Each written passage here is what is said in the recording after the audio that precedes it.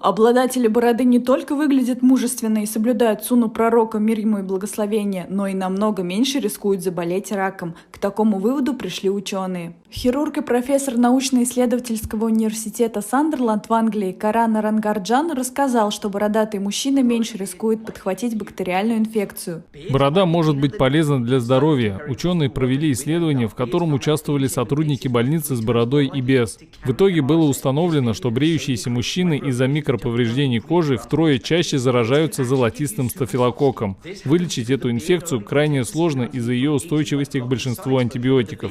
Также врач сообщил, что борода сокращает риск заболеть раком кожи и получить солнечные ожоги, так как растительность на лице снижает влияние негативного ультрафиолета на треть. Помимо этого, у бороды есть еще много плюсов, один из которых – увлажнение кожи. Борода и щетина на лице помогают сохранять естественные масла в коже. Это обеспечивает ее хорошую увлажненность. Бородачи также получают бонус в виде защиты от аллергии. Растительность на лице уменьшает аллергические реакции в случае, если у мужчины есть склонность к ним. Зимой борода особенно актуальна, ведь она помогает защитить лицо от негативного воздействия холодного воздуха и сохраняет тепло кожи лица, предотвращая переохлаждение.